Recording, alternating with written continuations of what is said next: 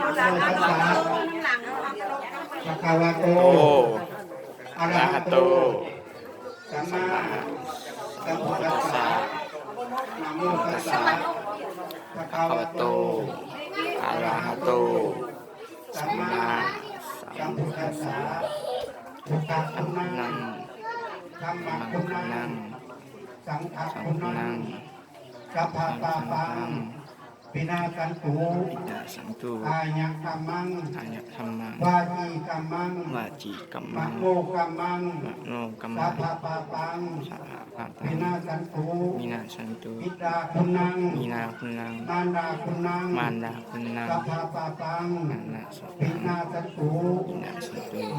ลูกหลานหัวผมมาคารวะพ่อแม่เฒ่าแก่ทหารทหารได้สลังพันธะด้วยกายคนนี้ด้วยวาจากคนนี้ในที่ตนาคนนี้ในที่รับหลังคนนี้ที่ได้เจตนาคนนี้ในบริเจตนาคนนี้ขอให้พ่อแม่เฒ่าแก่และไอ้น้องขอจงอโหสิกรรมให้แก่ลูกแก่หลานขออย่าให้ลูกให้หลานเป็นบาปเป็นกรรมก็ขาดเถิดนับแต่นี้เป็นต้นไปลูกหลานขอไป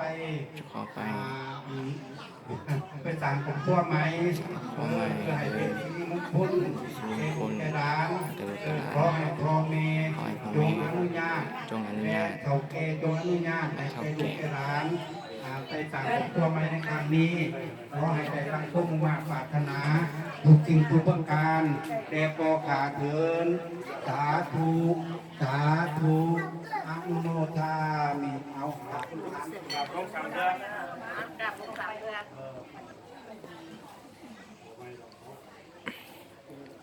ใหญ่เป็นยกขันคนขันแม่ก่อนพ่อกับแม่ก่อนก็ได้พ่อแม่ก่อน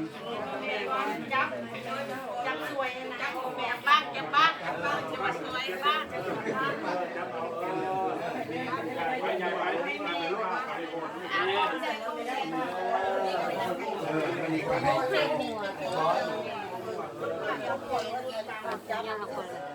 ปจ้าไปไม่กับแม่ไปสิบเลย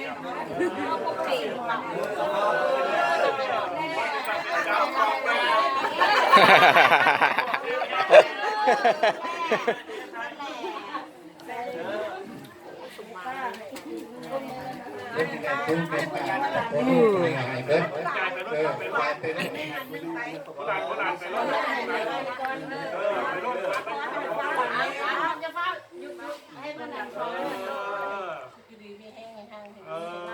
คำคูณ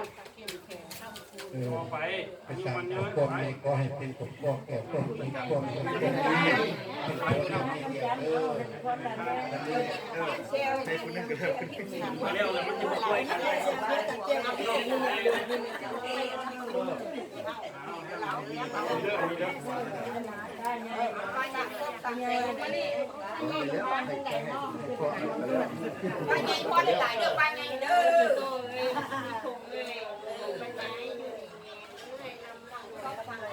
ภาพเก็บแขนมันดื้อ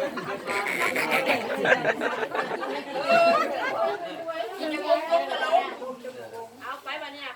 ไปหาคนนี้ตัวใกล้แม่แก้วมือเสียงนี่กับแก้วอยู่ก่อนเอาก็ไปแล้ว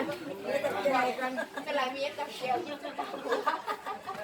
เนี่ยพวกมันอะไรพวกตรงนี้นะนี่คือมันดังนะแล้วยิบอยู่ว่าเท่าแก่พวกนี้นะตุกตรงนั้นไปร้านตุกพวกไม้ขอให้เป็น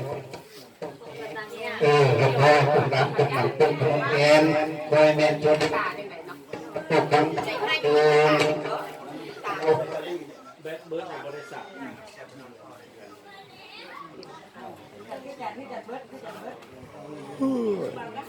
เราได้เราได้ไม่บ้าแล้วไปแบบนี้ไปก็ทำอะไรไม่รู้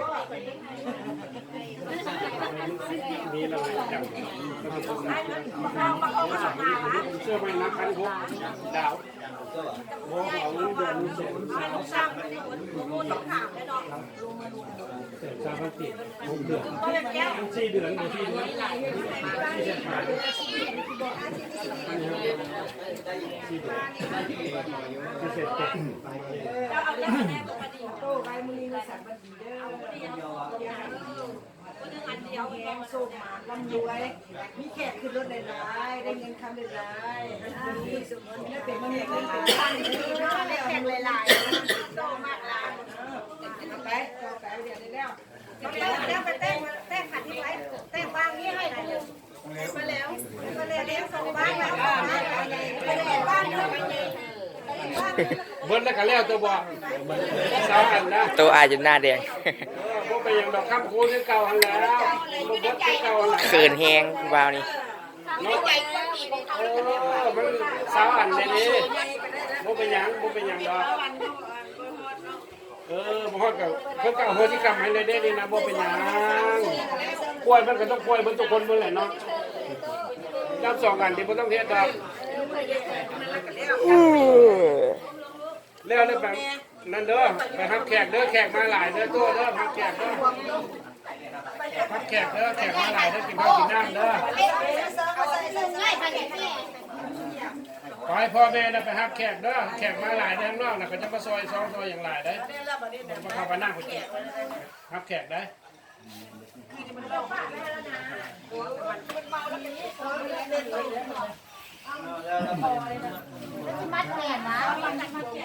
ไปทางนอกผมพูดจะมัดกับมัดเติมเที่ยวแล้วไปทางนอกรับแขกน้ำแน่ไปเอามาบนดอกไม้แนวนี้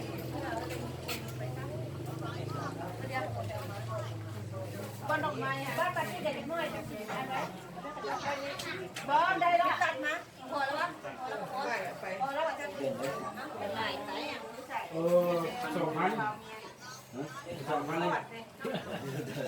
้ไงเพราะว่าไม่ประมาณที่สองเจ็ดนาทีเนี่ยยังยังบ่เร็วเวียกซ้ำ เดือน8 เดือน 9 เดือน10นี่แหละไปสัมภาษณ์เห็นมาเนี่ยโอเคยังก็ยังบ่เร็วหุ่นเบิ่งเจ้าบ่าวหุ่นถ่ายเจ้าของเบิ่งเจ้าบ่าวหุ่นกล้องได้ประมาณคุณหลานจะทายคุณประมาณคุณลูกจะทาย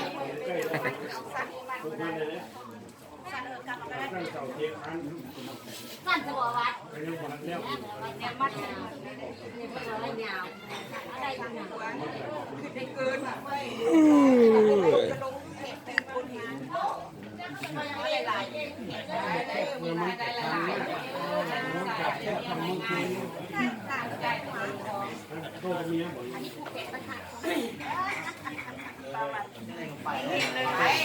โมงเนี่ย3 โมงได้ไหมมันได้ผู้สาวแล้วเลยไม่บ้าหรอบอกอายเหรอ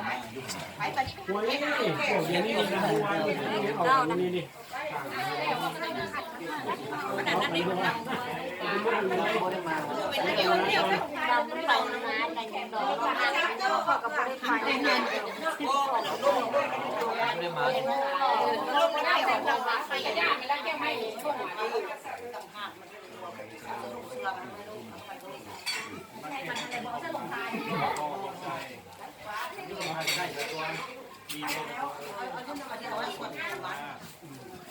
พาเขาได้ยังไงพาเขาไหนเขาหามมาในพี่บอกหรือไปกินนอกพูด